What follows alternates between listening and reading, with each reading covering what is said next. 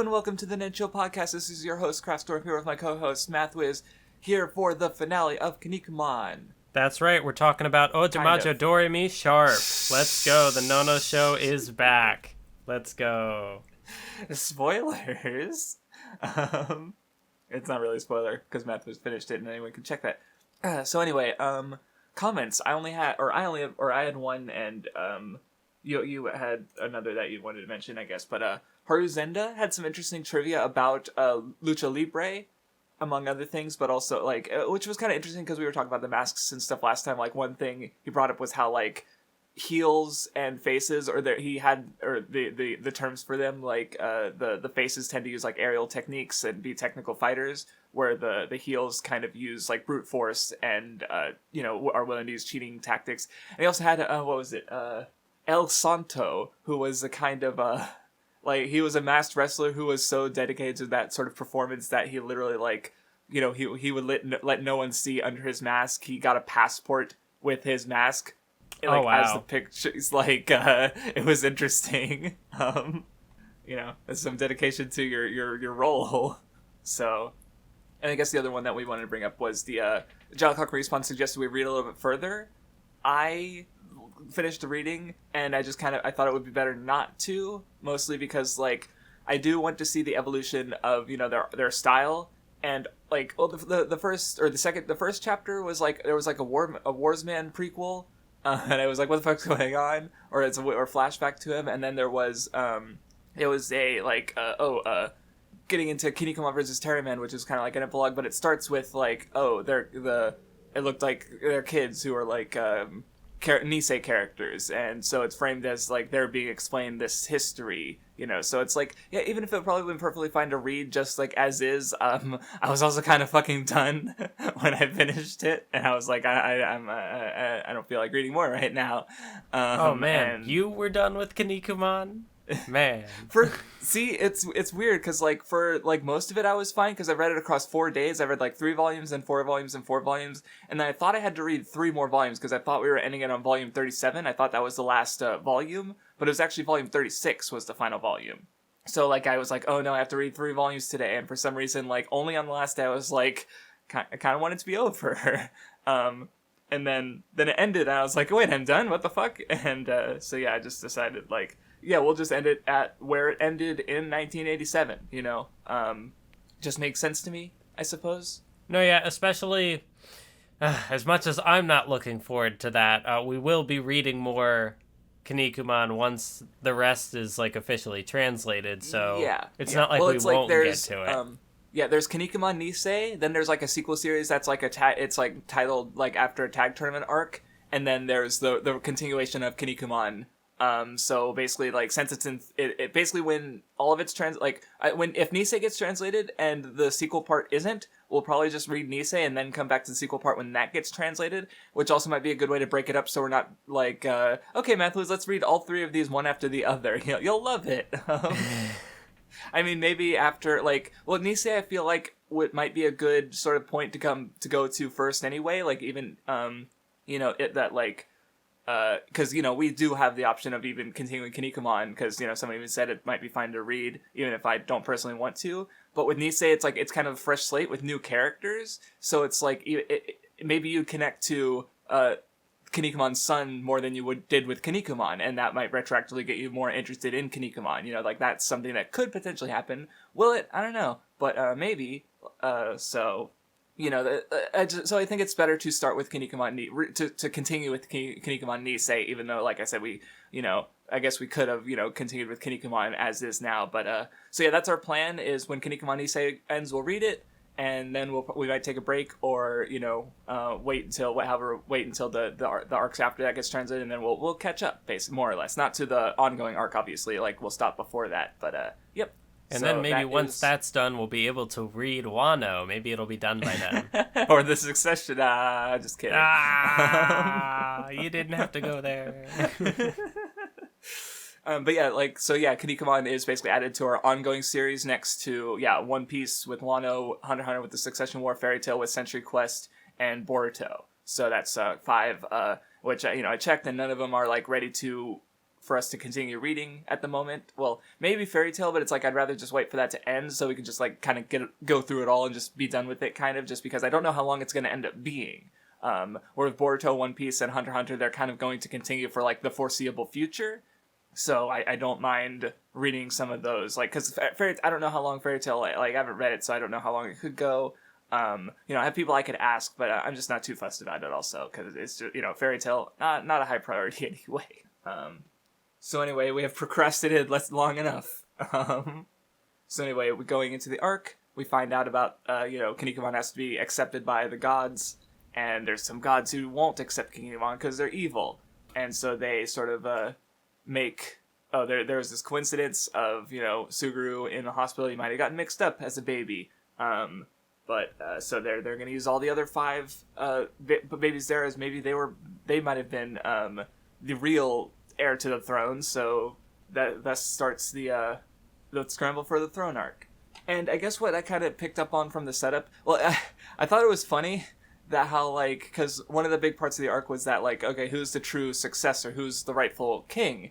And, well, what does a king do? They have to command soldiers. So, they have this sort of team focus on the match, and I'm like, okay, so Kinnikuman's going to end in a war arc? Yeah. Which, of course, like, what were the first 2 series we read on the Nen Show? Naruto and Bleach. What did they do? Ended war arcs. So, Kinnikuman, here, I mean, it wasn't, like, a war in the same sense at all, but that's definitely part of, like, the framing of what it was, doing. I mean, one of them was even Kinnikuman soldier, so something to call attention to, like, war, I suppose. And then we start a lot of fucking fighting. It's a lot, like, and there's some long, like, because not only are the individual matches long, but they're part of, like, these team battles, which are, so now you have, like, 5, roughly, give or take, individual matches, and then, between, how many, it was a lot. Remember how I said last time that the tag arc was kind of interesting? And I was like, oh, maybe the next arc will also be interesting. It had me for a bit, and then it very quickly lost me, and... There were parts to it I liked and thought were interesting, but it was also surrounded by stuff I wasn't into. I think it was another one of those arcs that, like, in theory, I could have enjoyed more, because it did the same thing as the tag arc, where there were a lot of callbacks. The fights were expanding on character details, like, Ashura Man fought his teacher, and then that character, Kinnikuman had to fight that character again later. So it's like, there could have been something cool there. And, in some cases there were. In some cases I think it just, I wanted more. Mm-hmm. Yeah, not like more chapters. I've had enough reading it. But, like more... Oh, you want more Kinnikuman? Guess what, Mathwiz? No. There's a lot more. But like I said, I'm curious about it because, like, this manga ended in 1987 and Nisei started in 1996, so, that's a lot of time. So, I expect some kind of changes to how they, do things, so...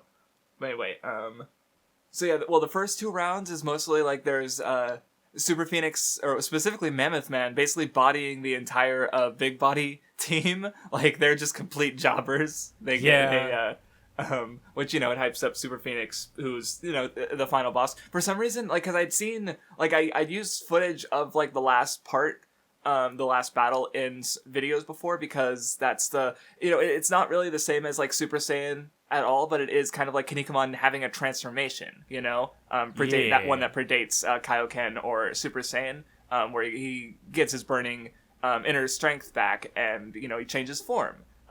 So even if it was just in the last match, it's still kind of like, oh, this is something that happened in Kinnikuman, even if, like, Dragon Ball also, like, did that same thing and did more with it, and had all other transformations and had them be, it did more with it. But, so, like, but for some reason I'm mistaken. I thought, like, I saw Super Phoenix in that footage, and for some reason I think I thought it was Zebra Man. So I was confused when, like, wait, hold on, Kinnikuman's gonna fight Zebra Man after this first battle with Mariposa. And so, but then, like, after, thinking about it more, I was like, oh wait, no, Super Phoenix is obviously, like, the final antagonist of the arc, so, But yeah, for the Hawkman fight, I didn't have that much to say. Well, like, basically nothing about the fight itself, or at least maybe I'll skimming through it, I'll notice something. One thing I did notice, because there was a bit of a pun, apparently, where there's Chojin with a U, that means, like, Superman, and then there's Chojin without a U, that means, like, Birdman, which was kind of, they bring up that pun in one of the chapter titles and stuff. And mostly I remembered Chojin Sentai Jetman, which it also kind of uses that pun because they're superhuman, but they're also bird-themed. Like Red Eagle is the main. So I was just like, oh, okay. Yeah. But so that's more just me, like, realizing something more about the wordplay and something else that I happen to like way more than compared to this. So I will say, I think it was a missed opportunity that the character named Phoenix, that his finishing move wasn't a Phoenix Splash. I mean, it's like, right, maybe I'd assume that the move existed by this point, but I don't know. Maybe it didn't. I don't know what that is. It's just like a top rope dive thingy. Oh, okay. But it's called the Phoenix Splash, and it's like the character's name. It could have been a thing. It's fine. Just another one of my side tangents. Anything to not talk about Kinnikuman. Though I guess one thing I did like was about which fight was it? Oh no, there was the I think it was the fight after the Birdman. Yeah, it was or Hawkman. I just noticed how, like, Kinnikuman, he's not really relying on his luck anymore. Like that, like if there was any character I noticed who had, like, luck on his side, like Robin Mask. There was whatever was going on with that fucking bird in, like, the last, you remember what I'm talking about, where the kid brought in, like, the bird, the symbol of luck or something like that, and that was, like, a huge factor in the fight. So it's like you have this, like, so, but I felt like Kinnikuman was no longer the one getting the lucky, like, he's, like, there with when he was fighting the robot, or what was his name? Mr. VTR, Kinnikuman's just straight up outthinking him. And I just thought it was a nice little, like, and Kinnikuman in general shows off a lot of his, especially in the very last, like, chapters. He's just shown that how much he's, like, grown over the course of this series. And just, like, the way he would use his brain more and, like, because, yeah, he doesn't have his burning inner strength for much of the arc. And so he has to, find other ways to win. And, like, I think there's even a part where they mention how it's like, oh, you've been relying on your friends, your friendship power to pull you out of situations. You need to be able to, fight more on your own. And, like, for the first match, he's basically it's him and Meat against, like, 5 people for a good part of it. So I just thought it was interesting that I'm like, oh yeah, Kinnikuman's just using his brain here, and that's it was cool because, like, you always see that trope with Goku and Luffy with they're dumb but they can be smart in a battle, especially. So and there it is with Kinnikuman. Yeah. So it was just a marked difference that I thought was striking when I started the arc.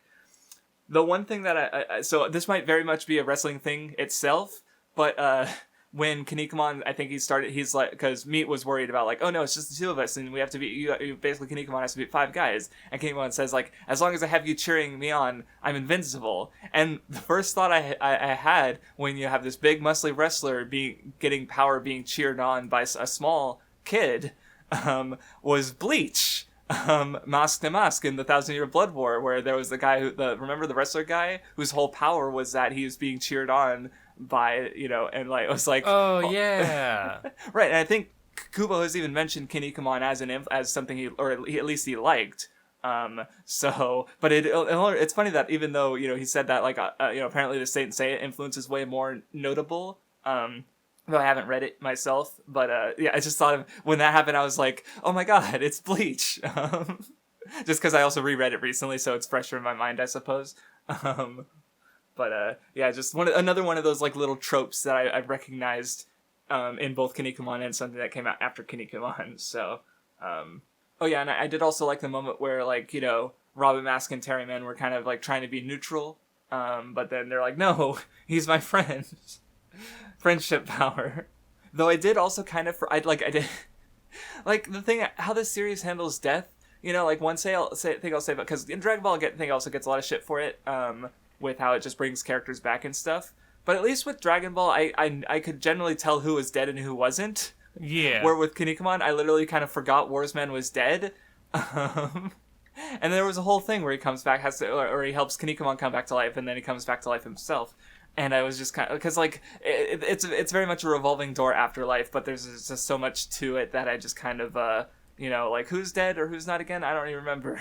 So yeah, that happened a lot this arc. Like I thought in the one fight where the glass guy was fighting like Brocken, I thought that he had like been defeated, but he came back, and I was confused. There's a part later when the sumo guy comes back, and I'm like, wait, didn't he die like a while ago?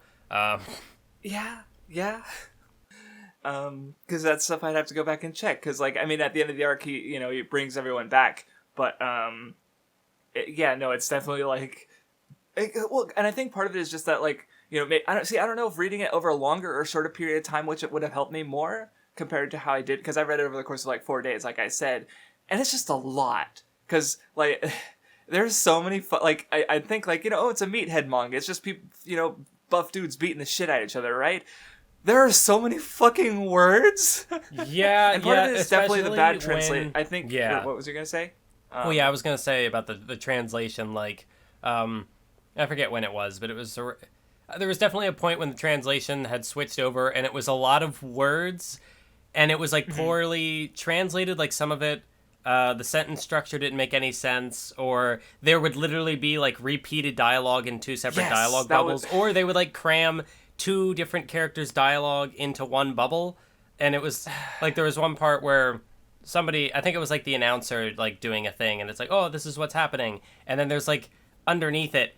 It was like Neptune Man, and it's like he had like a reaction. It's like, wait, no, you did what? That's not how dialogue bubbles work. It becomes really annoying to parse at times because like there's so much text, but and it's just not well, it's not well translated, and so it's just so and then again after reading fucking 10 like this is. If not for Bleach with, 1,000 Year Blood War and Arrancar, I think this would be... maybe the Ninja War arc in Naruto is also really long. But this is one of the longest arcs we've covered on the entire Nen Show. I'm pretty sure it's longer than both Chimera Ant and, like, Dressrosa. Because, like, Dressrosa is 10 volumes, Chimera Ant is, like, 11 or 12, and this was, like, 13 or maybe 12 volumes. So it's, like, it's up there. And...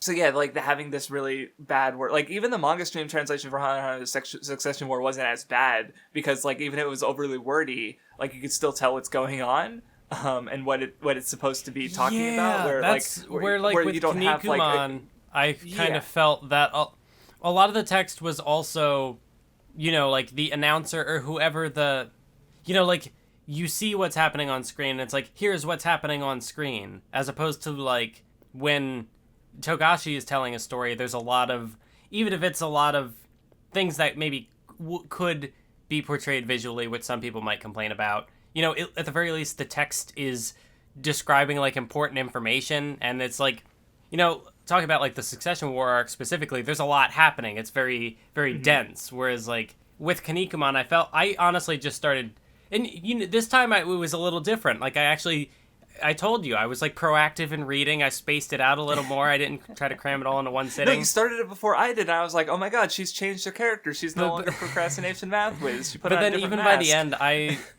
still ended up you finished it like maybe, half an hour ago, Well, yeah, but by the end, I was there were certain pages or certain chapters where I was like, I don't really need to read the text here because it's overly wordy and it's just saying things that are happening on screen. So maybe I missed some of the details at this point, but I've struggled through this enough. I feel like I've earned the ability to take a shortcut here. In like any other circumstance, I wouldn't do it. But with Kinnikuman, I'm just beyond. My patience has been... it was hanging on by a thread, and it has been torn, and now a red thread or a white thread? A pink thread. It's a mix of both. Yep, but yeah, so it's like, between the translation and just, like, again, a lot happening, yeah, it's... got a little tiring, and then like so when I forgot details, like, oh yeah, I guess Warsman is dead. Well, I guess he's not anymore. It's just like, yeah, I did my best, and I did get stuff out of it. But like again, I think between like a better translation and also maybe me retroactively caring more from, because I am looking forward to seeing the later stuff, because I did find stuff to like here in the original. So yeah. I definitely think as well, I'm definitely not going to be the kind of person, I'm not going to give the most in-depth critique of Kinnikuman here. Like, I openly acknowledge that I did skip some of the text, and I'm not like one of those YouTubers who will not pay attention and then make smear videos talking about how the series is bad, actually, and here are all the writing things it does poorly, when all you need to do is just pay attention to what's being said. And the story will give you the direction. Yeah. Well, did you read the translation notes that I mentioned? The big old blocks of I did not read the big old blocks. However, I wanted to set them all aside so I could look at them during the podcast, but I only remembered to set one aside. And I know I'm looking at it, and because I wanted to show some of the complaints are definitely weird, but I guess we'll get to them when it's more relevant. Yeah, because I've wanted... Well, because, I was going to say something about how, Naruto discourse is shit, but at least they can just, read their series and not have to see bad takes in the scans, Yeah, imagine, it's definitely... It takes... What's the word I'm looking for? There's, a meme expression I'm looking for, and I can't think of it.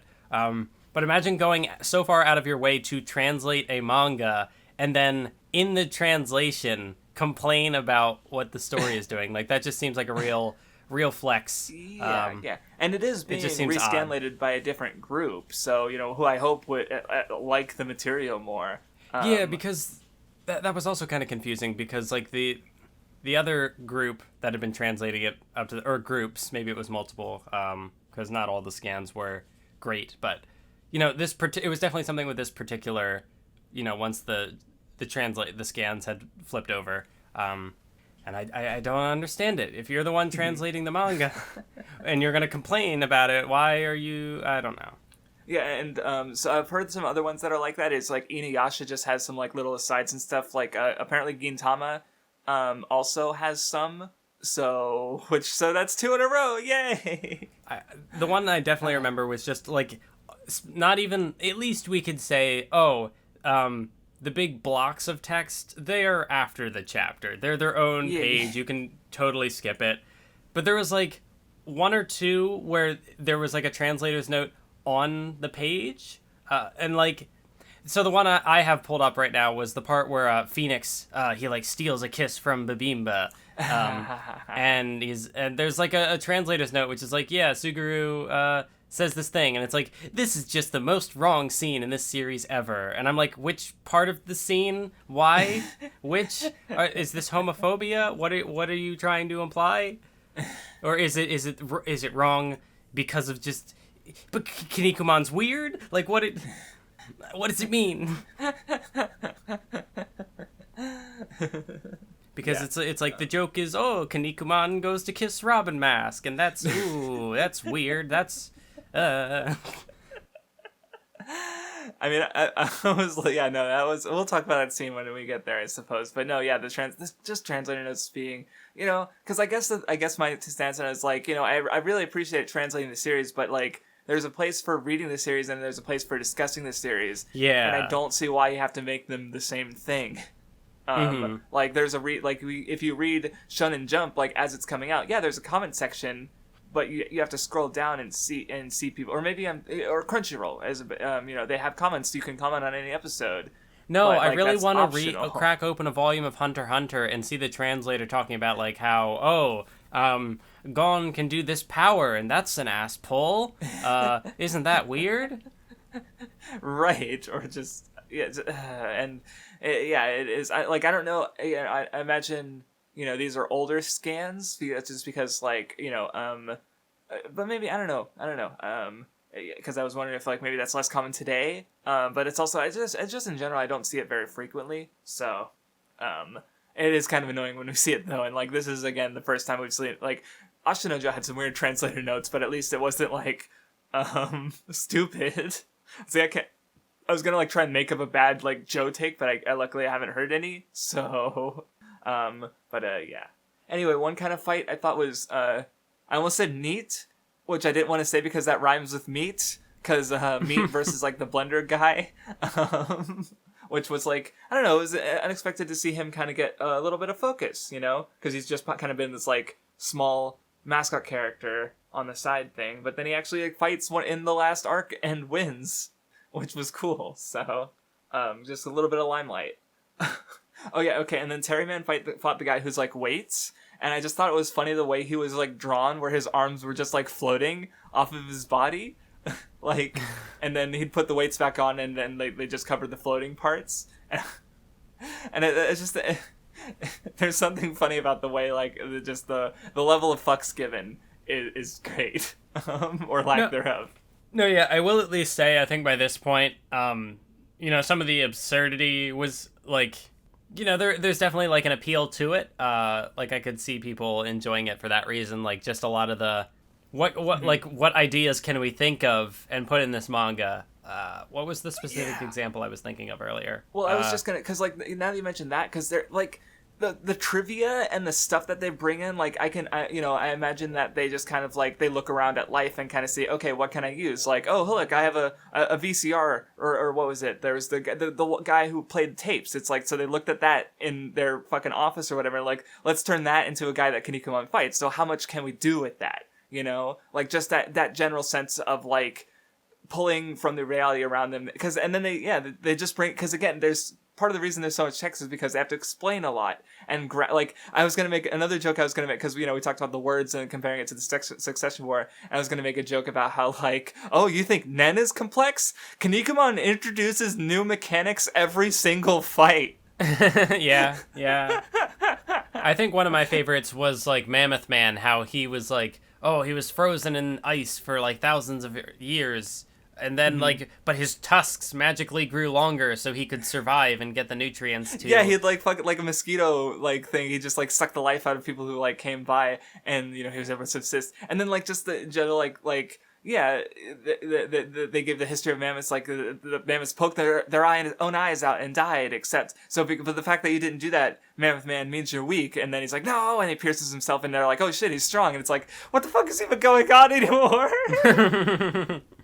It's so I did like it's even funny just to think about, and just like, wow, like why there needs to be a Kinnikuman out of context Twitter, because it's like it would be the most on brand thing. I think like there's so many just like panels or pages that you could just like grab it, like, oh no, the chairs are turning into snakes and alligators. Like it's just because it's a fucking wild and goofy manga in a way that I really haven't seen that often. So, yeah. I'm laughing about it because it's funny. Anyway, I think when I really started to get kind of into some of the, like, actual fighting was probably when we got, like, little snippets of backstory, I think, helped. Like, with Mariposa, he was a thief. And so you kind of, like, and you kind of do have this thing of, like, they talk about this sort of comparing the circumstances of the other candidates to Kinnikuman, where like with Mariposa, his whole thing was like, yeah, he grew up in these poverty conditions, and so he resorted to theft, but then Kinnikuman did have, like, he does come from this royal family, but also he did also grow up in these shitty conditions. So like I think Robin Maskinen says, like, yeah, but he didn't, Kinnikuman had to deal with similar circumstances, but he never fell. Like, even though he was, mocked and belittled as a chojin, like we saw him living in a shack, eating, cheap food basically. So it's like, but just that contrast I thought was neat. And how that would come up, and it especially came up later with like Super Phoenix, especially. Zebraman, I think it did too. I just can't remember right now. I'll remember flipping through. Big body kind of doesn't matter. But anyway, then we get Kinnikuman Soldier, who we later find out is not Kinnikuman Soldier. He kind of gets some of, like, yeah, he brings in some of the other characters who don't have room on Kinnikuman doesn't have room on his team for. So yeah, let's bring back Ashura Man and Brocken Jr. and Buffalo Man and the Ninja, and they'll be on Soldier's team. And he kind of so he kind of wins them over. And I'd say as far as like the new characters go, Ataru is probably my favorite of the new ones. Because he had some good stuff, I think. But anyway, hopefully the next part is because like for the semifinals it kind of jumps between like Kinnikuman versus Zebra and Soldier versus Super Phoenix, so we gotta get and there's because there's so many fights. Like it's I think you know what I just realized with Kinnikuman is I think we finally got enough of our general thoughts out, and also this is a point where like the individual fights just aren't like as interesting compared to like Dream Tag, which I think had, you know, the most interesting stuff going on personally. Yeah. Not that there isn't stuff going on here. It's just like I still, you know, that's still my favorite arc.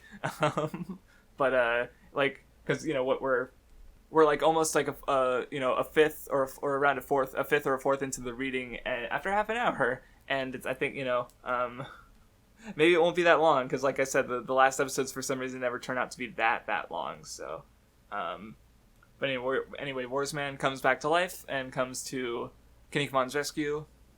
Yeah, I guess as far as, like, utilizing characters that had, like, quote-unquote died before, I guess I thought that this was neat, that there was, like, this, like, Chojin graveyard, and, you know, there's, like, oh, we have to escape from this and get back to the real world. Like, I don't... Not much that I had to take away from it, but I guess I thought it was, like, neat to read, and just seeing, like, Warsman have a chance to... Yeah, well, it's because it's not like, oh, he just comes back. Like, there's a little bit of a conflict there, like, Bombay sort of helping out, and kind of... Because they do kind of, like, carry on with the passing of the torch thing, especially, like, it comes up later with Neptune Man's speech, where he, you know, so, like... And that I guess, you know, Warsman, you know, yeah, he's one of the younger ones, he's one of the current ones, so to speak. So yeah, where Bombay he's an older guy. Oh yeah, and there was one part of the Warsman fight I especially liked, where because like you know he's like kind of reverted back to how he was before he got friendship power in some ways, because of the revival. And so, you know, Rubber Mask like sort of retrains him like he puts on his Barracuda disguise. And the part that gets to me, though, is when because first he gets the soul of ice, so he sort of regains his old killing instinct. But then he gets the friendship equation, where he, like, sympathy plus kindness plus love equals friendship. And I'm just like, okay, that's pretty good. Yep, there it is. Okay. Why that one? Okay, because I just got to the Ninja versus Satan cross, where, you know, he's the guy who turns out to be Ashramon Inventor. He's a ninja. He's also, you know, he's infected by a parasite, which is why he's got the centaur kind of thing going on. So on Twitter, Usef Natter he posted a GIF of apparently the entirety of Ashra Man versus Satan Cross in the anime. It's a 15-second long GIF. Yeah, I thought from what I looked into it, it was like I don't remember what I had seen, but I thought it said something like it wasn't actually like showcased as a fight, like it was kind of reduced to a sort of like montage thing. Yeah. Because from the clip that was linked, I saw specifically because I had seen it on YouTube, and like in the description it said something about, you know, like, oh, I added these sound effects here and there. So like I don't know exactly how the anime handled it specifically, but I was under the impression that was, you know, that clip was like, so like that was like the footage was unaltered, but like the audio for it. So I don't know how, if it was just like because they might have narrated over it, right? But it is but it's so short, and like you can see that there are the beats from the manga in there somewhat, like the moves that happen are from the manga. But there's no story. It's just like, oh, we throw some punches, and then he gets hit, and he does his attack, and they hit the wall, and boom, it's over. And it's like, and I thought that was a weird one to sort of, or go on, sorry. Well, because I had also seen in the comments, like, man, more anime should have fights like this. Like, they should, no talking, just go. And it's like, but there's no story. And that fight specifically, like, I think if there was fights you were going to cut down to be 15 seconds from the manga, it probably wouldn't be this one, because this one has a lot of context in between Ashra Man and Satan Cross, because he's the former mentor, and this comes up again in Kinnikuman versus Satan Cross. So it's like, why this? That's my question, is why this one specifically? Just because there were fights that I got less out of from before that maybe they did also get shortened. I don't, but I feel like this one at least is particularly like because this is one people have been referencing because there was a comment or two on the episode like because I think because I said like wow Kinnikuman fights are really long and it's like shh don't tell them about the 6th chapter fight that was adapted into a 15-minute montage because that's Jesus fucking Christ that's a bit of a reduction. But yeah, it kind of like revisits Ashura Man and his like how he's kind of changed a bit, and so why would they cut it down? I don't get it. Your favorite character got done dirty in the anime. I don't know if he's still your favorite character, but probably, or at least one of the few that you've had feelings on. I mean, this was one of the. I think because of this fight, Satan Cross was one of the more like interesting antagonists for this arc. And this was one of the more interesting... This was before I started, like... This was while it still had my interest, briefly. Mm-hmm. And it was, like, sometime after this... I think I started losing interest around the time that the two fights got merged into the same arena, and they, like, just put one on pause so the other one could happen, and it's like, ugh, but... But yeah, I thought that this was a neat fight. Like, I don't know what turning an 8 to infinity... means in the context of like Samurai abandoning 8 your reference? Sorry. I don't know what it means in the context of anyway, like abandoning your humanity or becoming evil, but the power of friendship. I don't know how the number factors into it, but I hadn't thought about too much about that, or at least I didn't get much out of it. But I did also think it was neat because it reminded me of the Kinnikuman Buster number situation, like reversing that, and so I thought maybe there would be like more parallels, or how Kinnikuman defeats Ashura Man, Satan Cross. Like I thought there would have been like a deliberate connection there, like they would have fleshed that out more. Maybe reading like this fight and then reading Kinnikuman versus Satan Cross would make it easier. Because again, there's just so much to the arc that I completely understand someone like forgetting details, especially with the translation. Because there's just so much, so much happens all the time. So like. Yeah, but so maybe there's something more there that I didn't, neither of us noticed. So I don't know. Hopefully, people have some good thoughts, and analyses. I always I liked hearing that before. Didn't get as much of that last time. I don't know. So, but yeah, I feel like if there's any of the fights that I could enjoy more in retrospect and like think, no, this was actually a pretty good fight, it would probably be the stuff with Satan Cross. Mm-hmm. Not that there like weren't potentially interesting tidbits in other fights. But those are the ones that stood out to me the most. Though to say one fight that one fight that we're getting to that kind of stood out to me actually was when Ramen Man showed up and as Bike Man, which though I thought it was funny because I guess like they said like he was actually called Rider Man, but that's literally a character in Kamen Rider, so they changed it to Bike Man or something like that. But because what struck me about that fight is because Ramen Man like I'm Bike Man, and then he fights the drill guy, and then he immediately fucking kills him.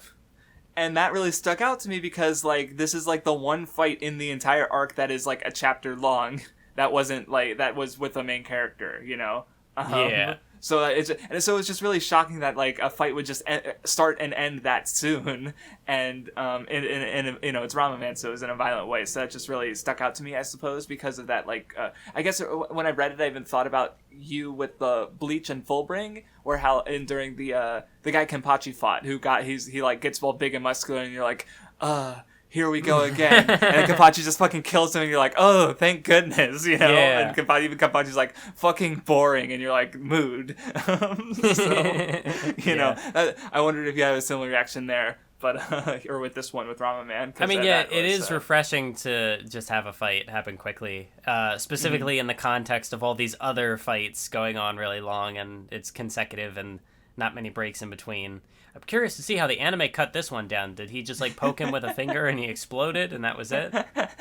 How do you make a short fight even shorter? Also, I really like Ramen Man's new outfit with the dragon. It's really cool. Yeah, that was neat.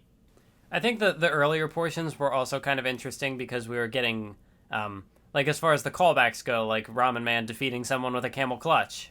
When's the last time he did that? Probably in like the first Olympics arc. Yeah. And I think there were other characters who were kind of using more of their like original moves. But even then, like the fights, I felt like maybe like the earlier ones could have been shorter because it was obvious that we were still kind of like setting things up and there was way more of an arc to go. I don't know. Yeah, like in general, I am kind of curious about the writing process of the manga because these are relatively young. They started like at this point, Kinnikuman, because it ended in 87. It started in 79, so it went on for basically around 7 to 8 years. So like they started at around like fresh out of high school, so around 18, and they ended it probably within like 25, 26. So still pretty young, and there's definitely like an evolution here, but yeah, like, because I kind of talked about it before, where how, like, I recognized, like, oh, they probably just abandoned this because they didn't think it was interesting or whatever like that, or just, like, having to deal with sort of weekly, responses from readers earlier on when they were being more experimental, I think. But in this case, like, it's already all action because that was what's successful, and that was what Jump was, really starting to get into at the time. Ringini Kakuro influenced Kinnikuman. Fist North would have started, 4 years before this series ended. Dragon Ball would have started, I think it started 86, so like the year before Kinnikuman ended, or maybe it was 84, so yeah. But you would have had more battles. Saint Seiya probably was starting around the same time, so more battle series were coming out. Around the same time Kinnikuman shifted to battle series, if not, so yeah, it's because they all would have been influencing each other as well, I assume, because like I think Toriyama probably would have read some of the other series and maybe I'll do some like power levels, maybe he got it from Kinnikuman, or maybe they both came up with it independently, or maybe their editor suggested, I don't know. There's a lot of possibilities. I did think as far as the timeline stuff is concerned, it was kind of there's a little bit of a meta joke that when the author, or not the author, the writer, no, not the writer, that's the same thing, the illustrator, yes, had like a hand injury, so there was like a 3-month hiatus, and Kinnikuman, when they came back, it's like, oh, I've been holding this pose for 3 months, I can't, and Robin Mask is like asleep. Actual joke in the entire manga for me was that, because it's I actually laughed, and I was like, wow, the manga humor finally got to me. Or it was a meta joke. It was good, though. I liked it. Yeah, Robin Mask, like, he was like, oh, I was waiting for you to tag me in for 3 months. I passed out. Oh, yeah, now I remember Zebra Man's, or Kinnikuman Zebra's sort of backstory was because he had the zebra pet, and he had to earn money, and so he kind of came to value money, and he killed his zebra for to make up for the difference, and he just kind of got this sort of like obsession with money, but friendship is worth more than money. So it's like I thought it was also kind of funny that when the Pantheon guy like explodes, he just like explodes into money when they defeat him. And then of course Zebra's like, oh, that was the entry fee I paid him. It's like, don't you take that money that's falling into the stands. And there's also a lot of shenanigans with the kind of, like, the prophecies and stuff, where, like, because my kind of take on, because in general, like, I think people talk about, like, contrivance and stuff, and a lot of absurd shit happens in Kinnikuman, though my personal stance on it is, like, yeah, I perfectly understand being annoyed by it, in general, like, that's a personal thing, but as far as, like, actual, like, the story, or critiquing it or whatever, like, if fate is involved, it's, like, because generally speaking, like, the causality is, like, the author. It's God, basically. So, and, in a case of, like, and those stories who use it a lot will generally, like, in general, if there's not a purpose for it outside of, like, it's usually fate, Berserk, fate, One Piece, fate. Kinnikuman has these prophecies and this fate. Though I guess one thing I kind of, like, because I wasn't really super into how Kinnikuman was exploring it, probably because I don't particularly, I guess I subscribe more to, like, determinism than fatalism, where Kinnikuman kind of does sort of, like, it's played with a lot, but at the end of the day, like, the prophecies all kind of come into fruition, like, Kinnikuman's not the one who has, like, the seed in his heart, it was Super Phoenix, so, like, the prophecies end up coming true, but, yeah. It was a whole thing that they talked about a lot with the tearing the pages out of the book And like, oh yeah, but if this page gets burnt away, this person is erased from history. Like with Robin Mask, you know, he during his fight where he was getting erased, he's like, well, you know, if I'm remembered by the people, you know, in this fight, then it's fine, basically, because like, you know, but yeah, it was a lot. Anyway, while that was sort of like finishing up, you got the Brocken Jr., Buffalo Man, and Soldier in a 3-on-3 tag match against Super Phoenix and Prison Man, or whatever he's called, and fucking Mammoth Man. Though, I guess there was one moment because Prison Man was doing the his rainbow attack, and Brocken Jr. has a panel where he's like, "What a pretty rainbow," and I'm like, "Is this gay coding?" Because like he's the yaoi pairing character and popular with girls. So I just like thought it was just a joke because it's just that one panel where he's almost he doesn't quite have a smile on his face, but it's just what a pretty rainbow, and it's like I hadn't even thought of it from that perspective, but that's funny. And yeah, his fight had some neat stuff with him, like, almost doing the kind of opposite of Geronimo, where Geronimo became a Chojin. Brocken Jr. sort of, like, regained, like, he went back to being human so that he could have a better chance at winning. Though you also have, like, a fucking SS officer skull being used in like this sort of like as a this sort of, you know, in the with the inherited will from his dad, and just the kind of like he's literally got like the Nazi, he still very much has the Nazi symbol, and it's just like that's a little still a little I don't know. But yeah, I also liked the Buffalo Man stuff a bit, where so I have to explain this, and I'll bring it up again later because of the fucking translator. And their bad takes. Oh no. But it's like, okay, because like there's a moment here where basically like Buffalo Man, he wants to fight and he's willing to like, you know, die, and Kinnikuman's like, why don't you save him? And you know, Asaru is like, you know, our true friendship power means, so, you know, like, you know, we're gonna let Buffalo Man do as he wants, kind of thing. And sort of what I took from it is it's basically comes down to understanding. Where, you know, Ashru, he understands Buffalo Man and what his feelings and what he wants to do, and rather than force his friendship on him and maybe do something like save him when he doesn't want to be saved, he's not gonna, you know, he's gonna let him do as he wants, because that's kind of their true friendship. So, like, which is important to establish, because later on the translator is just fucking, like, he's basically, well, he already thinks friendship power is bullshit, and so then he's, like, nitpicking true friendship power, because he doesn't get it, because like there's the part that happens later with Geronimo and Neptune Man and Kinnikuman not trusting Neptune Man, where Bibimba does, and she's like, you know, because she's, again, we already saw with Warsman, she's willing to try and understand even antagonists and stuff, but like understanding, that's it. That's what true friendship power, you know. And like a sort of comparison I ended up making in my head was sort of like Naruto versus Sasuke at the end of part 1, where like Naruto's not trying to understand Sasuke, he's trying to force his friendship onto him, you know, where, so that's sort of like to read, you know, Kinnikuman's ideas into that, it's like the sort of friendship power versus true friendship power, and that's why Naruto ends up failing, you know, because he's not trying to understand Sasuke. So it's like, you know, so basically when they bring up true friendship power, like understanding is what, you know, I'll get to the translator note eventually, but yeah. I also thought it was strange because like friendship power has been a thing in like the entire manga, so like why would it specifically now be seeming weird?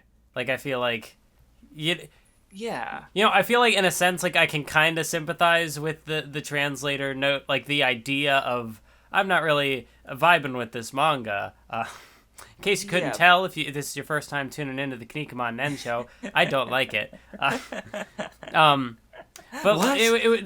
like the specific complaint just seems really weird.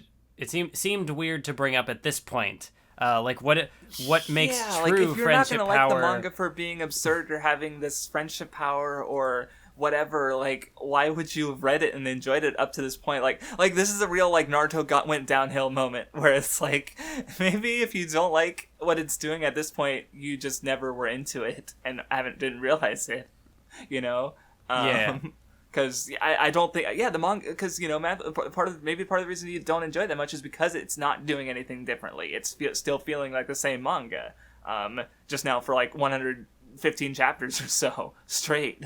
So yeah, because I had told you I feel like I'm not going to be able to do a definitive arc ranking because a lot of it feels so just flat to me. The same, and you not getting any out of it, rather than sharp, you could say.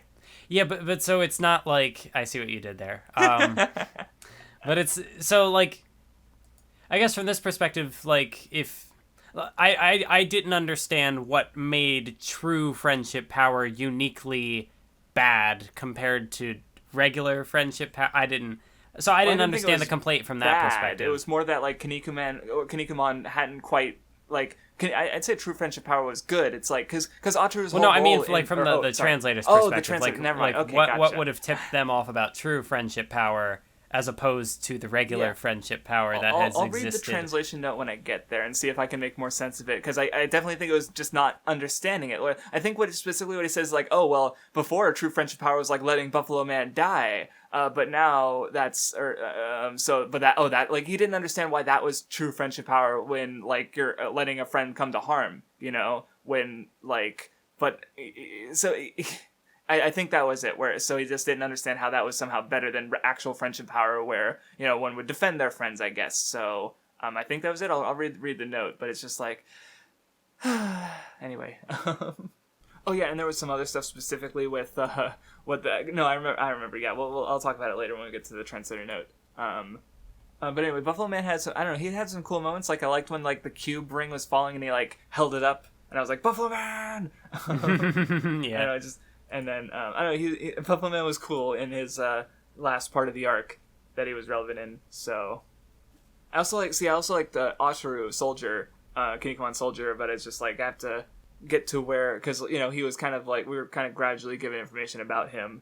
Because, he was Suguru's long-lost brother, and he kind of ends up, like, entering the tournament, and he helps, like, train him, and sort of, like, being the older brother that he wasn't able to before. And yeah, he ends up getting his page burnt, so he sort of like gets wiped from existence, but he's also still kind of ends up helping through Neptune Man. And I guess, that's what I thought was cool about Ataru, because like he's literally being erased from existence and he's still fighting, and I'm like, that's fucking manly. Yeah. So I guess there was a little breather from the fighting because they did a little bit of training, and I just laughed because I love how like to train Kinnikuman to fight Satan Cross, Terry Man like sits on Robamask's shoulders and they like use rope to bind them together. And it's like, we're Satan Cross, we're gonna beat you up, Kinnikuman. It's just like, okay, you guys are fucking stupid, and I love it. Like, especially because does that? I feel like that reminds me of something from another series, but I can't remember what it is. But definitely like the thing of two characters like combining, and it's like super goofy. But it's like, no, we're doing this seriously. Maybe the Pirate Emperor from One Piece? Maybe? Like, is that the thing where all the Straw Hats combine? And yes, Robin's in Thriller Bark, like, no. where, Zoro and Sanji were the feet, Frankie was the torso, Usopp was in one arm, Chopper was on the head, and Robin was, if I did maybe that, I'd be so that's what I was thinking of. But I mean, it's probably a thing that has happened in other stories too, because it's such a simple thing. I mean, when you said goofy like combination, my first thought was actually Girl Nagan, even though again, like they're giant robots, so it's pretty different. But still, like, no, yeah, that counts too. yeah. So, but anyway, that's right. There was Kinnikuman trying to learn the final Kinniku Spark, which would have been his sort of trump card move. And also, like, there's a whole thing about the moves, and if you can do these moves, you're part of the Kinniku clan, because generally speaking, only they can pull off these really difficult moves.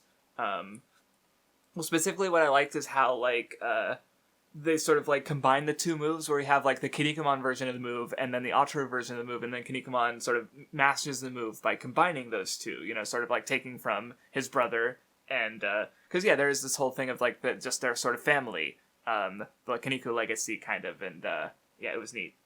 Also, in the part where like the font changes like every chapter because of the scanlation. Yeah, it was a little rough. The one weird thing was like Warsman had all this training, and then he just kind of gets like the shit beaten out of him off screen, and Geronimo sort of takes his place. So I thought that was a little weird. Yeah, I didn't really get it. Yeah. Because I'd assumed when he got taken out that he was going to come back later for a fight, and he didn't. And it was... Yeah. I guess it was just a way to make, give all the former Chojin a chance to be in the spotlight in the last arc. Mm-hmm. Even though Geronimo could have just as easily been one of the cameos who showed up at the end. I don't know. Yeah, like I said, I'm kind of curious about the writing process because it is very kind of seat of the pants, and it shows at times. But there were reasons for it. At some kind of reason, I can only guess.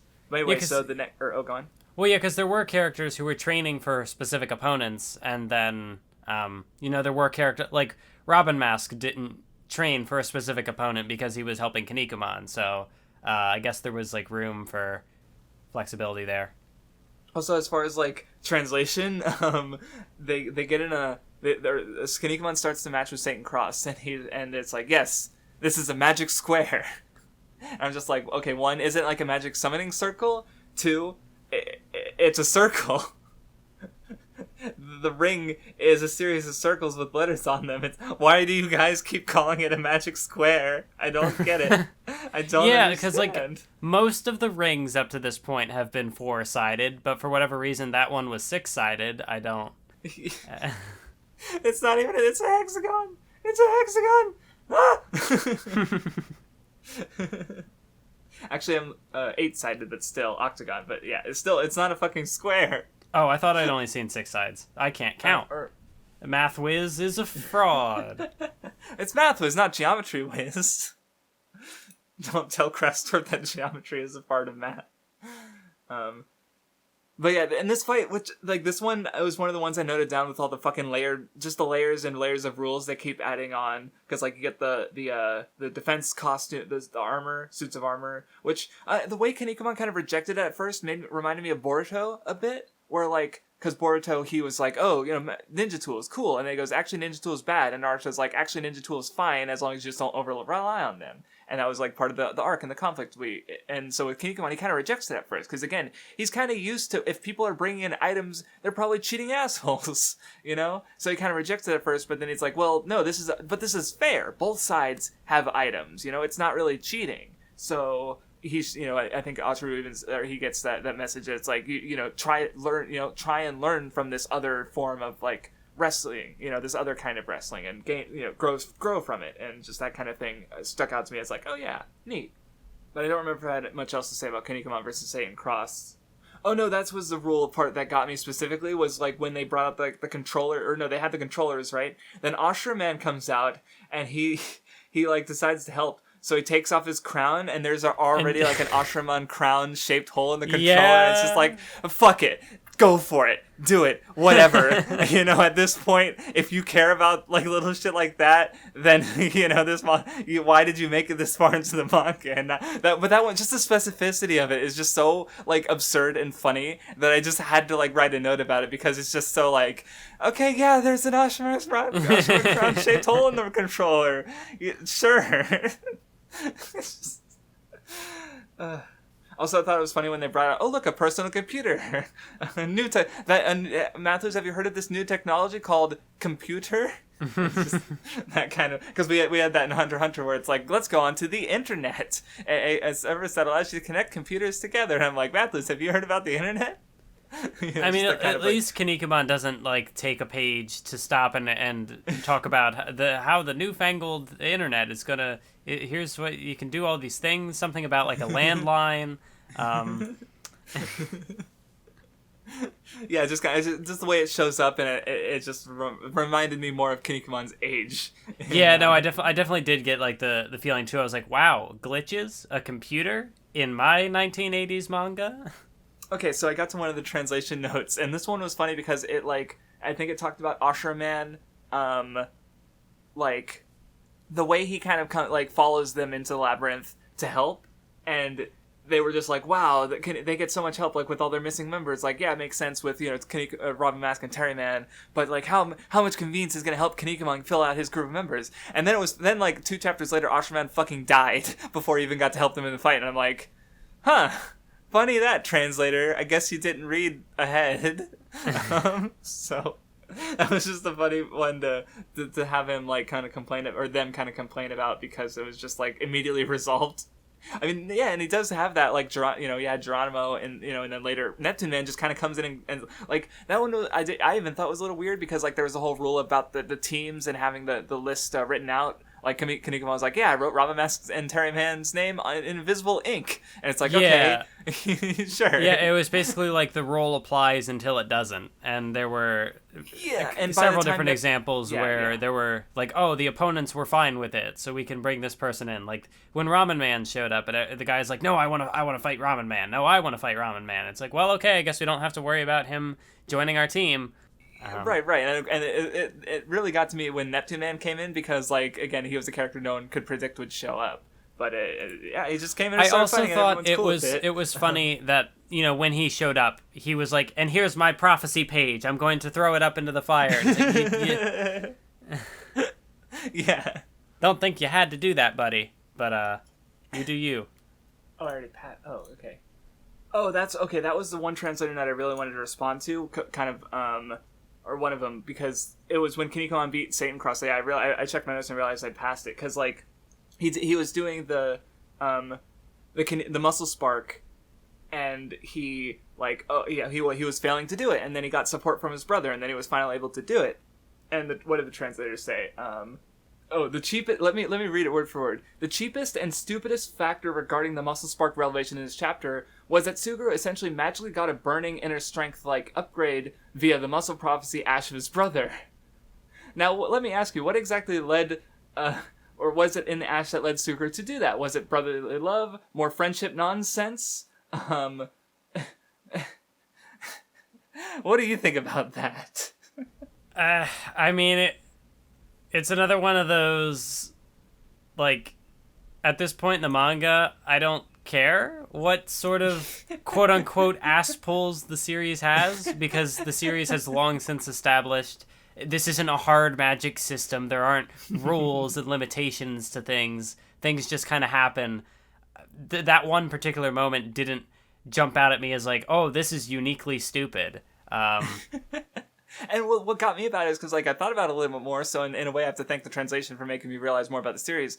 But it makes sense that Suguru was only able to do it after getting his brother's support. Well, one, because of his insecurity in general, and two, is that the move in the Kinniku Spark in general was a move made by combining his and his brother's versions. So, like, yeah, he gets his brother's support and is able to pull off the move because it was never just his move in the first place, like, it matches how he learned the move and the unity there. So it's like... Yeah, so there's a reason for it, and so that one really stuck. Yeah, that one was one I wanted to talk about specifically, and I just realized I passed it, so I had to go back. But anyway, you get a favorite character, and he fucking dies. Ashura Man, he sacrifices himself to help the rest of the group. Then we get I guess it's the start of the final match, huh? Ramen Man versus Prism Man, or Prisman, excuse me. Like I said, we're just gonna start like Ginta Man, Gintoki Man, Kagura Man. Like, it's just gonna. I mean, if Gintama doesn't make a Kinnikuman reference, I'll be surprised, because like a big part of its thing is like referencing Shonen Jump series. So like, it doesn't it have to do a Kinnikuman reference at some point? Isn't that in the rules? Like, wait, it's right there in the name, Gintama Man. It just gotta add the N at the end, and it's. Yes, I already know. Don't tell them. Don't tell her. Oh no, there's a reference there that I know exactly what I'm doing. But yeah, I don't remember getting a lot out of the Ramen Man versus Prisman fight. Like the setting, like, I don't know, like I like how they're like, they don't just do the rings, they changed up the setting a lot, and having the kind of jungle gym thing was interesting because there's no like solid real ground to stand on. So that was kind of neat, and it also really worked with like Ramen Man's generally more like acrobatic fighting style. Well, but are we going to talk about how when the characters would hit the beams, and technically their bones should break, but they don't break? Isn't that a little contrived? It's unrealistic. You're right. I fucking can't believe it. 30 volumes of this shit, and they're finally dipping into things that are unrealistic. I just don't understand it. Oh yeah. So anyway, then Ramen Man makes a pyramid out of the beams, and he gains pyramid power. This manga. I like how he was even doing like the sitting like cross-legged in the middle as doing like the meditation thing, and it's like floating in the air. It's great. Yeah, sure. Let's go with that. Oh yeah, and Bibimba kind of shows up out of fucking nowhere, and she just like kind of looks completely different because how the art style has changed. Yeah. Like I noticed that with the characters in the crowd too. They were just like, I guess this is the same artist, but like the background characters kind of, it just in general, like art evolution is always like kind of surprising to see. And in this case with Bibimba, like she just showed up in like she didn't show up when did she last show up? I'm trying to remember. Because she was there in the second reading with Warsman, obviously. I don't remember her showing up since then. I thought I last remember she was with that like comedy group in Japan who never showed up again. But I don't remember when that was. Because I would assume that would have been like very early Golden Mask, or at probably. So not in a good while, basically. So yeah, it makes sense that she looks like she looks like this. Okay, yeah. I also thought it was interesting because, like, before, when she first showed up, she was in a very, like, scantily clad kind of, like, outfit, and here she's just wearing armor the whole time. So I was like, okay, she's not, like, and what's also funny is they even show, like, a panel of, like, her with Warsman from the and she just looks like there's like, no similarity between them because of how much the art style has changed. Like, the hair color is different, like, the face shape is even kind of different. Obviously, the facial proportions are different. Like, they just don't look like the same character at all because the art style has just changed so much. So, it's funny, yeah. Yeah, I was definitely surprised when she came back, but it was also kind of one of those like, oh, cool, that's a cameo. Mm-hmm. Someone I recognize. And there's some stuff that comes, but we'll get there. But anyway, then we get Geronimo versus Omega Man. Geronimo has trees. They don't really amount to anything. Yeah. Well, yeah, because, like, that's, it mostly comes up again later with, what's his face? Okay, that's funny. What's his face? Oh, yeah, Kinnikuman. The main character. What's his face? I just realized what I said. It's funny. But, yeah, because, like, Neptune Man kind of tries to help, but, at the end, like, Geronimo, he kind of does, like, what Buffalo Man does is kind of accepts, like, what he's doing and the sacrifice, and so, but that kind of comes into the true friendship power between Kinnikuman and Neptune Man, because Kinnikuman doesn't understand Neptune Man and is not trying to, or Bibimba does. So it kind of creates this misunderstanding because, Geronimo died, even though, like, he rejected Neptune Man's help, so. Oh yeah, and I totally forgot that Neptune Man sort of came out as a samurai, just kind of assist, like in a disguise, like another, oh yeah, no, that's why, the commenter who, I mentioned him earlier, who brought up the masks and stuff, the Santo was, he apparently, like, because he was so fixated on his mask, he would literally, like, would go out, he would be wearing multiple masks in matches and stuff, so that if they got taken off, like, he'd have another one under there, so, like, just that, because Kinnikuman very much has done that kind of thing, where, having these characters not only wearing masks, but wearing masks under their masks. So, yeah. But yeah, that's a good summation of Geronimo. Trees. There are trees. But yeah, and then we got to the part where, I guess we'll talk a little bit about this, where Super Phoenix kisses Bibimba and steals her first kiss from, so Kinnikuman doesn't get it. Which, I mean, you watched early JoJo, like, that was my first thought, it was me, Dio. So, did that happen before the JoJo moment, or did it happen after? Because JoJo's would have started publishing by this point, right? And that was, like, the first episode. Chapter 1 or 2. So right, chapter 1. So it would have been... JoJo's Bizarre Adventure started in December of 1986, and Kinnikuman ended... Oh, so maybe not. All right, I can't look up Kinnikuman's ending date because it's not over. But yeah, so I'm looking. This is chapter. So yeah, this was actually very close to. So yeah, Dio might have happened first. Maybe they're very close to each other though, so I'm not 100% sure because this is chapter 361, and it ended like within the last chapter was 387, I think. So we're talking 25 chapters away from the end. Or wait, is that right? Yeah. So it would have been like also late 86 or in 87, depending on where it ended in 87. So about those, very close to the same time, basically. So it could have even been completely incidental, you know, because this is just kind of like even the idea of like this being, you know, like, oh no, I stole first kiss. Like, I guess, you know, in Japan in general, like in Japan, like I see in a lot of romance series and fiction, you know, they're anime characters, but they do tend to value like that first kiss, you know. So I don't know how like old that mindset is, and you know, there could have been something else popular. Maybe it was a shoujo manga trope even before it was used in like JoJo and Kinnikuman, you know. So you know, that's just a thought I had right now. So, but it is interesting that like, yeah, this would have happened at about the same time. And JoJo is, of course, that was my first thought because I'd seen it in JoJo before. So, but you know, I don't know. It's a trope. I don't know. Kind of, and then of course you get the part after that the translator thought was weird, where because I mean I don't know why Kinnikuman, like, why does he want to kiss Robin Mask all of a sudden? I don't understand. Oh no, that's why, because Super Phoenix says like, oh, it's the first time he's seen a first kiss, because obviously Kinnikuman's never kissed anyone, and so like he proceeds to try and remedy that by having his first kiss, and Robin Mask is just closer, I guess, was the logic there. But yeah, that happened. I'm just thinking about that translator's note again, and it's like, yeah, of all the wacky things that happen in Kinnikuman, that's the one thing where you're like, nope. Yeah, that's a little homophobic. Like, I think, I mean, it's goofy because Kinnikuman's just being a dumbass, and Robin Mask, he's divorced now, but he was married, you know, like, sorry, I don't swing that way. Like, you know, there's that there, I guess, but not that's what he said. But, yeah, I don't know. Yeah, the translator's note is a little, I don't know.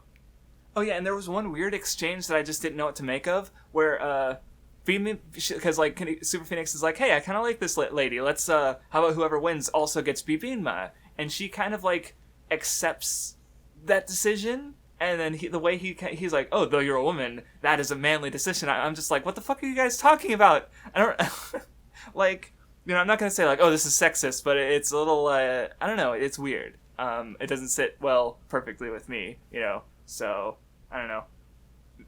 I'm also bringing it up if you had any thoughts, but you also might have been so dead inside that like, it didn't even register, because it's just like, yep, this is Kinnikuman, I don't care, but let me finish it. So. Yeah, no, I didn't really think much of... I didn't think much of anything. I didn't think while reading. Kinnikuman has the magical power to just shut my brain off. Is this what they say when turn your brain off? Because if you have it on, you might die. What the heck? I love it now. No, it only works if you turn it off. If it forcibly shuts off your brain, it doesn't count. But anyway, they start the last matches with the sort of elimination roulette with the pages of prophecy over the fire, where of course, like you said, when the Neptune comes in, he just kind of joins in and like, yeah, I'm gonna put my page here, and it's like, okay, and you're like, what's that? Yeah, that's funny.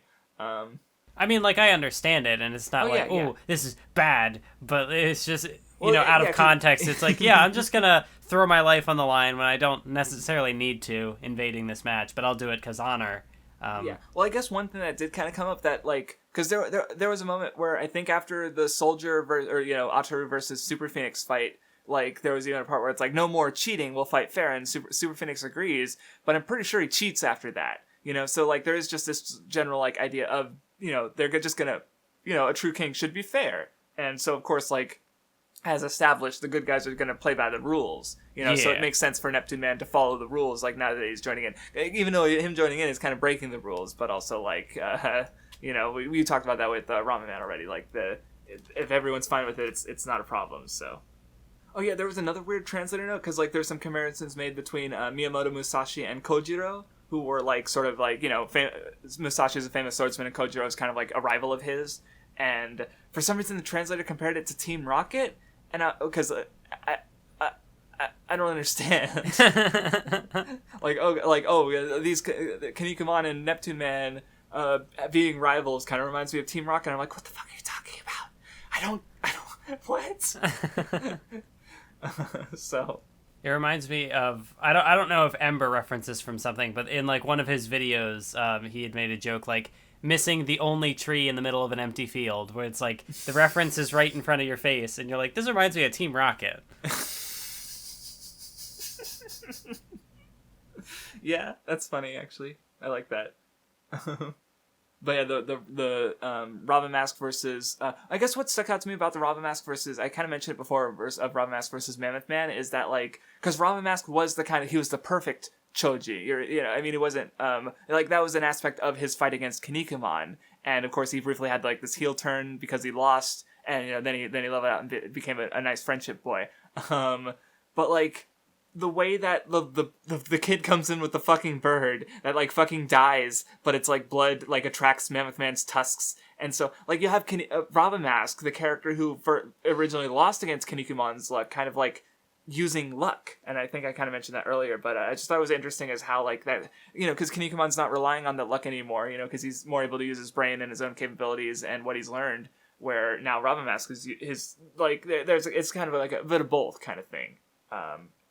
And so I thought that was a little interesting.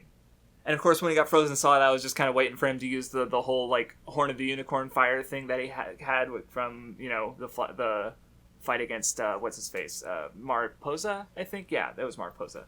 But anyway, Robin Mask and Mammoth Man both get erased from existence, and that sets the stage for Kinnikuman and Neptune Man versus Omega Man and Super Phoenix. And yeah, you kind of get the scene I kind of talked about before, where like again with the true friendship power that the translator was bitching about, where Kinnikuman doesn't understand why Neptune Man, you let Geronimo die without helping him, but it's like, he didn't understand why Neptune Man did it, but Bibimba does. She reasons with Kinnikuman and points out like, and Neptune Man does explain himself, and then they're able to kind of start using like techniques that work together, but they also kind of don't work super well because like they still don't understand each other, and there's still like moments of that. At least at first. But also, I do one of my favorite moments, I think, was Neptune Man's kind of speech about how like he's willing to like sacrifice himself, because people sacrificed themselves for them, and now so like he's willing to become the sacrificial stones for the future of Chojin, all the kids, and of course his speech also rallies the heart of all the Justice Chojin, and you get like all these fucking characters coming back to They start to come to the match, but then they end up freeing Kinnikuman's burning inner strength for the final fight, and it was cool. And I guess that's supposed to frame like what the sacrifice was in service of, basically like going towards the future, I suppose. But I don't know how well that works with a lot of the older stuff, and especially with like the fact that very little sticks, So because especially at the end of this arc, Kinnikuman just brings everyone back, which is fine. But you mentioned it before, so I thought I'd bring it up.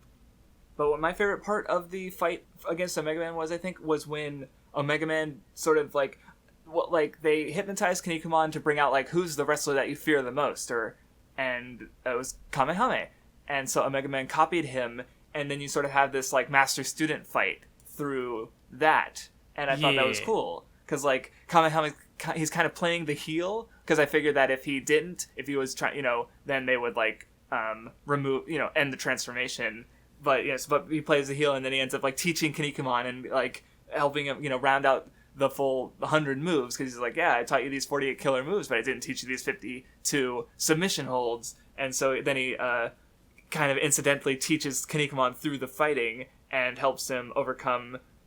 Like actually, the way like he was kind of trained, like it's funny that this is happening at the end, and I only just now thought of it with Ashitano Joe, where how with Joe, Tange. Or Danpei, he wanted to teach Joe defensive techniques, but he was being a piece of shit, and he knew that he wouldn't listen, so instead he did the whole thing with Aoyama, and like he kind of tricked Joe into learning defense.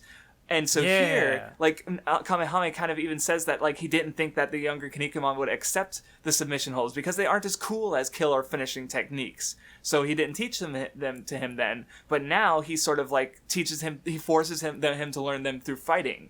And so I just realized, like, hey, that's kind of similar. Where we're teaching the obstinate main character by, forcing them to, more or less, through battle. So, I just realized that's kind of cool. And in general, like, I like that sort of aspect of that, because it goes back to the passing of the torch stuff that Neptune Man was talking about. So it was probably one of my favorite, another part I liked from this. Like, that's the thing, is, like, there's definitely, like, I think... I don't remember who it was, but someone mentioned that this arc had like low lows and high highs. I wouldn't say the highs are the highest in the series for me, especially compared to the Dream Tag arc. And maybe that's because like the Dream Tag arc didn't have like the low lows. I don't even think this arc had the low lows. It was just all around just kind of like hard to get invested in because it's just so much, and bad translation, really long, lots of fights. Not every fight being super interesting or good, even though there's like a lot of shit going on in it. And But going through it again, it's like, I'm like, oh yeah, I like that part. I like that part. Just stuff I thought was cool. Yeah, maybe when I do my arc rankings, it'll be the tag arc, then this, then everything else. Because this arc had moments. It also had a lot of not moments, but it wasn't particularly like you described it as high highs and low lows. To me, it was just kind of like flat. Right. All right. So anyway, there's one part that I want to talk about because skipping ahead a little. I looked through and there wasn't anything. It's just more fighting. Nothing I particularly wanted to talk about, or stuff I hadn't already talked about. Well, what Bibimba has, she kind of like falls and her face splits open and she gets wounded. And so there's like a moment where like Super Phoenix is like, oh no, she's ruined now. I'm not interested in her anymore. And Kinnikuman goes up to her and I don't know. Did you have any thoughts on that? Because I've just heard some discourse around that kind of trope. So I had some thoughts, but I was wondering if that stuck out to you any. I mean, it definitely does sound familiar. The whole like, oh, now you're damaged goods. Now you're useless to me, and it's very just like, bleh. But I mean, like he's the bad guy, so he's gonna be the bad guy. Yeah. But there wasn't anything in particular that made me, I didn't really have much of a thought about it. Yeah, well, because like I don't think the handling of it was bad, though. Like, because there is this kind of stigma against, like like I've heard like women with scars are considered unattractive, like because they have scars, and so so Bibimba getting hurt, obviously, like that's where Super Phoenix, he's the bad guy, so he's just like he only cared about her for her beauty, where Kinnikuman, he accepted her for who she was, and he like because like he even has the line where it's like, I only see with my eyes the beautiful and cute you who always shines, like even where she was like, no, don't look at me, and then of course through taking off his mask he heals her. I don't know, I guess I might have like slightly preferred it if she still had like a scar or some kind of mark, like even if her appearance was like mostly restored, like but she still had some evidence that it happened. I just might have liked it a bit more because it would have been more meaningful to have Kinnikuman, like, I mean, it was still meaningful that he accepted her even not knowing that she would be healed. Like, I mean, he was deliberately using his mask, but it's kind of like, I don't know, it generally like has a positive effect, but so. But I'm not going to assume that Kinnikuman 100% knew that she'd just be healed, like, because that would be, again, kind of shitty and kind of go against what the series is trying to do. But, it would have, I just think it would have been neat if, that had happened where, she did have a mark that would have, Super Phoenix still wouldn't have, you get what I'm trying to say. Or what I already said. Just for some reason trying to say it again just kind of blew the words. So yeah, those are just some thoughts I had. But anyway, then we get the final fight in the manga. Oh no, wait, actually, the Mega Man fight is over. But yeah, Suguru versus Super Phoenix, and like we kind of get the sort of repeated things we'd seen before, where we see Super Phoenix's backstory, and like he had this experienced a lot of suffering, where Kinnikuman had this life of privilege. Like you were even on the same planet. Where so Super Phoenix was this genius, and he got to go. He worked his ass off to go to school. Kinnikuman got to go to school because he was rich, but then of course he didn't know about Kinnikuman, how he was like abandoned on Earth, and he had to live in hard conditions. Maybe it was a translation, but I didn't really care for how like Kinnikuman says like, I've suffered more than you. Like now they're fucking having suffering power scaling, like suffer scaling. Like I was a little like, but obviously Super Phoenix didn't understand Kinnikuman's circumstances, but again, kind of repeating the same idea that they already did with Zebra and what's his face, Mariposa, where like they had these circumstances, and they assumed Kinnikuman had just been like, oh yeah, he's always been this prince, this well-respected hero, but in actuality it was anything but, and Kinnikuman has struggled himself, and like that's through his struggles he became he didn't fall, he didn't descend into darkness or have these deals with Super Phoenix is like getting all this power from these evil gods, But yeah, Suguru never felt that, so it's just good. There's a point to it, I guess. I didn't make this doesn't rank among my like favorite fights or anything, but yeah, it was purposeful. And anyway, then we get the finale, which I also liked when Kinnikuman when the gods kind of come down to sort of like accept him as king. He gives a nice speech where he really just kind of shows how much he's grown, and like through his fighting even talks about it. And what he sort of feels about like what makes the ideal king. And I don't know, it's just I was just kind of satisfied that he just at the character development is nice and it's cool and it's good. Even if like his arc, like I'm probably not gonna make a video on his arc or anything because it's not super like interesting in the same way I might make a video on something else. Like, but I definitely want to talk about Kinnikuman. I think in some fashion, not because I did think it did some cool stuff. But yeah, it was nice.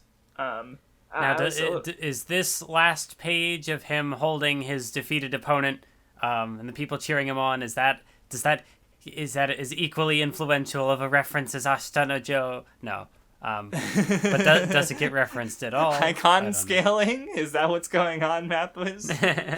we're scaling how iconic these old shonen series are. Well, cause see, and like, you bring that up, and I have to say this. Since like episode 3 of Ashita no Joe, I've seen like 4 or 5 Ashita no Joe references, and like it's baffling. And from recently, like the oldest one of these things that I was reading or watching that had this reference was like from 2016, though the episode would have aired in 2017. So it's just like, holy shit, Ashita no Joe gets referenced a lot.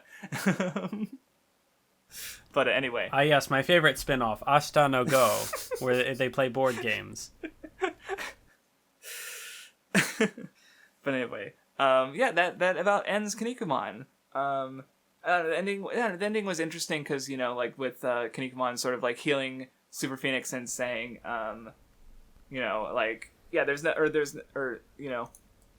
Super Phoenix asks, forgive me. And I feel like this could be worded better, but Kinnikuman says there's no reason to forgive you, or because like there's no reason, or because you never did it. Like he accepts that like all of his opponents were pushed to do these things by these circumstances, and he wants to do better, so that it doesn't happen again, kind of thing. I think. Yeah, it's cool. I don't know. It was satisfying. Math was just like, are we done? It's over for now. For now, we still got like 70 volumes to go eventually. Sad. I don't know. Yeah, I don't know. I guess, do you want to give your final thoughts and rating on the series before we go into arc rankings and character rankings, or do you want to end that kind of stuff? Because I can guess what it might be, because you already said what you're jumping back and forth between. Yeah. I mean, you've listened to the podcast. I wasn't having a great time. I gave it a 3. Not because there was a ton in it that like offended me or rubbed me the wrong way. It was just a lot of bored. I was bored a lot of the time. And again, like I've also said throughout the podcast that in hindsight I might appreciate this series more, because that has happened before. With Bleach was a big example. I didn't super enjoy like reading Bleach, but I liked it more in hindsight. Even now, like I'm thinking back to Fairy Tail, which I had also given a 3 at the time of finishing the podcast, and comparing it to Kinnikuman, I'm like, you know what? At least Fairy Tail had like some fluctuation in it being good and when it was not good. Yeah, you could make an arc ranking for Fairy Tail, where with Kinnikuman it's like these arcs gave me like a slight pulse, and then there was the rest, right? Where, yeah. But yeah, I mean, it was nice to read it for the influence.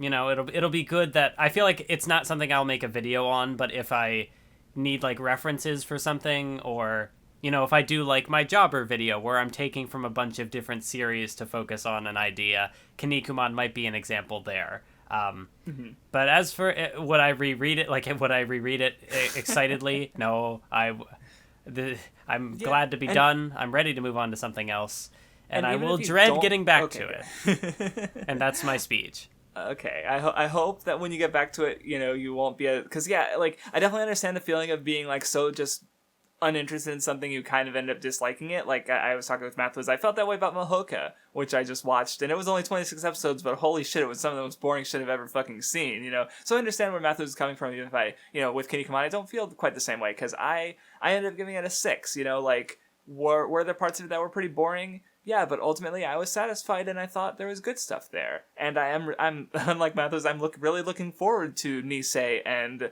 the sequel, because like I've already kind of got a glimpse of it, because I did download volume 47 or 37, sorry, on accident, and I looked ahead and like the art's completely different. The way it's just, I don't know. I'm very curious about it, and I'm looking forward to someone bother the groups and say like, hey, these guys will talk about your Nisei if you guys finish it. So speed it up, hassle them, harass them, bully. No, please don't actually.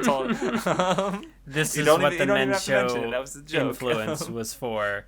To harass translators to look, if the Nen Show was actually big enough that people like wanted like that, like, you know, I like Magi Labyrinth of Magic kind of got like really a lot of votes on the poll. Look, I'm just saying, if Sinbad was finished, I would like, because it's not finished translated, even if it's over, like we could talk about it, you know, but it's got to be over so we can talk about it, you know, that kind of thing. So like, yeah, but so anyway, that was my Final Fantasy series.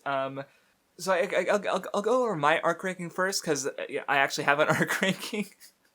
So my least favorite arc was the Kaiju Extermination. 2, I just kind of 1 and 2 as the same thing, even though they were like separated between with other arcs in between them, just because like, yeah, it was just Kinnikuman kind of like spinning its wheels, kind of finding its identity, especially with like the second one, which felt even more experimental, you know? Yeah. So, but, you know, it established some things, but overall, like, there wasn't a lot to there. And having my, like, and that's one thing I guess my friend of mine was asking that I guess I'll kind of bring up now, because, like, even me having my, like, knowledge and appreciation for tokusatsu didn't make me enjoy those parts of Kinnikuman more. Like, in fact, those were like my least favorite parts, relatively speaking. And I guess, yeah, wrestling didn't help you enjoy Kinnikuman more, did it, Mathwiz? Like, do you have any thoughts on Kinnikuman as a wrestling fan? Like, or is it just so different from wrestling it doesn't even like, I don't know, how do you go on? I'm curious. I don't know if I would have felt much differently about this if I knew nothing about wrestling. Okay. Like, obviously, the wrestling trivia that kind of popped up in the earlier series was kind of neat. But yeah, it honestly just felt so detached from what wrestling actually is, because obviously it's fiction. What? Wrestlers don't like split themselves out into like 5 people because of illusion ninja tricks, or use robot suits? You don't really see people fighting in jungle gyms, you know. The rings there aren't these gravity rings that can maybe form wrestling could have a lot to learn from Kinnikuman. You know what? There needs to be more fantasy in my wrestling. That would be interesting. Well, like, I was making a joke because we were talking about Toku. I was talking with a friend yesterday. We talked about Toku, and I made a joke about how, like, man, it would be funny, like, a wrestler's, like, you see the camera and he's doing, like, his come out to the ring. It just, like, stops and he freezes and he looks, and then the camera turns and you see that the ring is just, like, turned into a cityscape, and out of the other side comes Godzilla or something like that. And now he has to wrestle Godzilla in a cityscape, you know. So there's definitely, you know, think about it. Yeah, there's stuff like that could be fun to have in like a wrestling. Maybe not as like a super serious thing, obviously. Like there is a fantastical element to wrestling at times. Like there have been characters who can like control lightning somehow, or fire. But there's a limit. There's like a practical limit to what you can do with it. Yeah, right. And I'm wondering if like it would be interesting, because now would bring that up. It would be interesting to see like a wrestling thing kind of try to push the limits of what you can do. You know. There has been things. Okay. I should show you. That's what I'm interested in. show you the final deletion. Well, because one thought I just had is like wrestling has done some like post-produced matches and which are more like almost like movies sort of things, which are interesting. Well, one thing I just thought of is like you can do superpowers that are more subtle, like hypnosis or like blood bending, and you can sort of have because they're actors, you know, so you can have like that. Like that's a thing that you could do, but I'm wondering if has it been done, you know. Like, and because again it also depends on like I feel like this would be more like because obviously like there's a set of like verisimilitude to it, and like introducing superpowers kind of is like that's maybe shouldn't be integrated with wrestling sort of what are they called, promotions or ring, I don't know how they, like WWE, what is that, a wrestling association, I guess? Well, there have been some things, like there was one character who like he like one of his minions is a drone. Like so the drone has a character and it is like a factor in the storyline. Oh, okay. You mean like a flying drone, like yeah, that, or, yeah, like a mechanical, gotcha. like not, yeah. Okay, interesting. But yeah, so anyway, I just wanted to bring that up because I just realized, like, yeah, it's funny that the kaiju extermination was my least favorite parts, even though, like, when we started it, it's like you had the wrestling background, and I had the toku background, so we were able to buy our I do powers think combined. Kinnikuman does capture, like, the spirit of wrestling in that regard, even if, like, the execution of it goes way off into the fantastical, and it kind of becomes something different. So it kind of, like, ends up not appealing to you in the same way wrestling does, or Battles Shonen does, where that is just more fantasy, so, because it is kind of this, like, crossroads for it, but yeah. But anyway, my second is probably American Tour, where I like the stuff with Kamehame in Hawaii, and then after that it's just like, yeah, there sure is this three-way conflict. Okay, so after American Tour, I'd probably just put Golden Mask arc, where, you know, there was some stuff going on, but overall, like, I was just kind of like, I don't know, it's weird that I felt, you know, less on it than, like, the Chojin Olympics and stuff, but I was just not very into that arc, even though, I don't know, I can't really explain it. And it is also weird, because apparently that's, like, the most, like, one of the more well-liked arcs when it comes to Western fans, but I was just not into it. After that, or above that, I'd put the 20th and the 21st Chojin Olympics. I'd about tie them, because it's like I liked about one fight in each. I liked Kinnikuman versus Robin Mask. That was the first like kind of pulse I had with the series, and then I liked Kinnikuman versus Warsman. And then I don't know, there was just other stuff going on in both that I thought was neat. But you know, so I couldn't really decide which I liked more or less, honestly. Above that, I'd probably put Scramble for the Throne, where it had some cool stuff that I mentioned. And then it had a lot of other stuff that I just kind of glossed over. You know, that reading was like, you know, the twice as long as any other arc almost.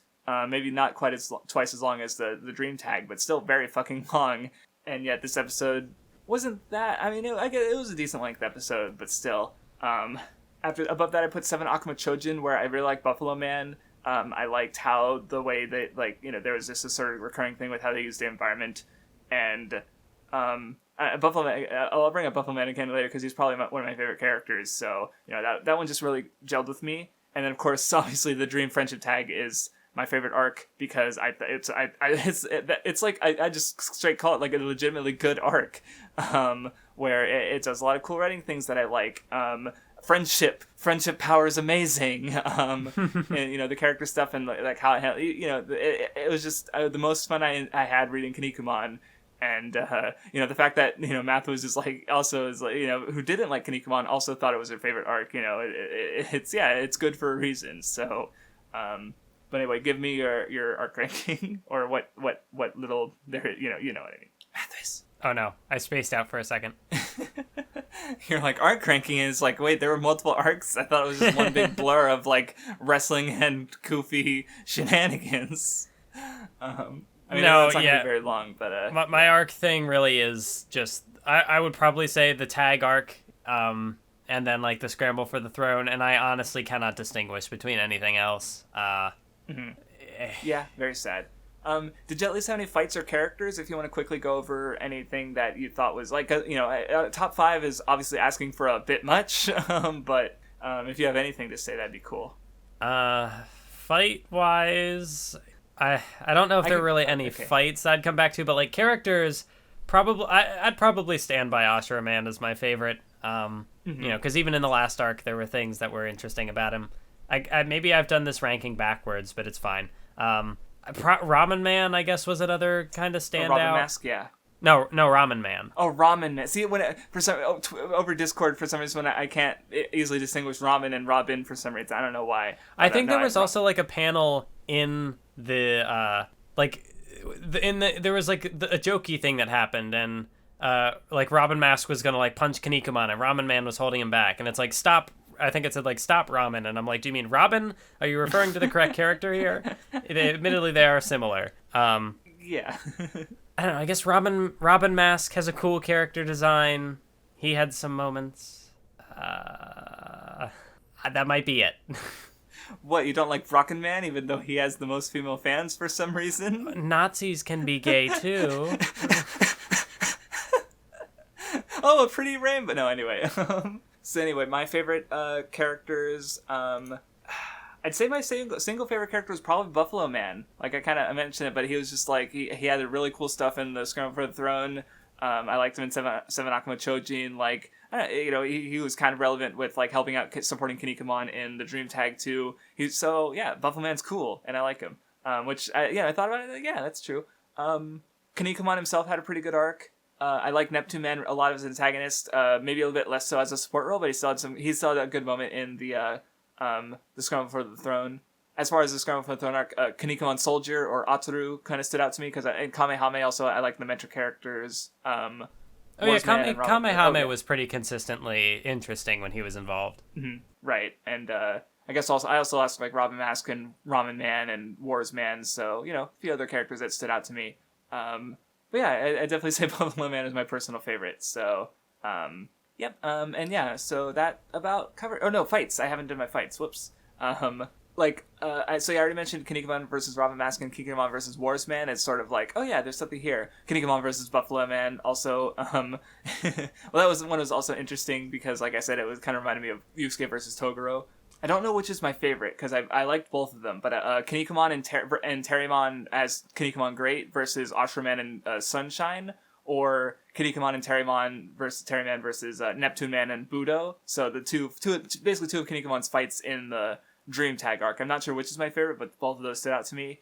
I can't think of any fights that stood out to me in the last arc, though, because there was a lot.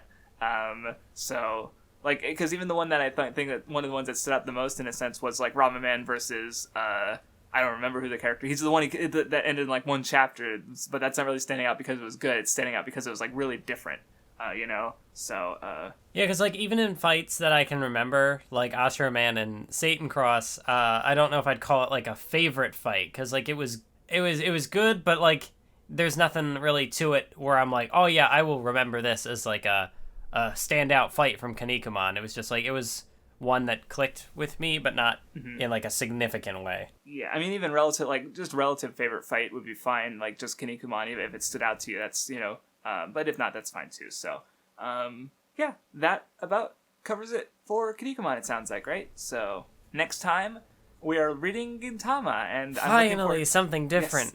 Yes. We were only with Kinnikuman for 4 episodes. We're going to be with Gintama for 13 episodes, so I hope you like it. Because if not, or 13 at minimum, 15, we'll see. We'll see how long we discuss it. So anyway, next time we were reading chapters 1 through 52, which I don't know exactly what it'll cover, because maybe it'll cover everything I've already watched. I don't know. See you next time for one of the longer series. The longest series we've covered since the Big 3, I think, actually. Yeah, because it's longer than Fairy Tail, so yeah, it's the longest series we've covered since One Piece, pretty much, so yeah, neat. Anyway, thank you for listening, and we will see you next time.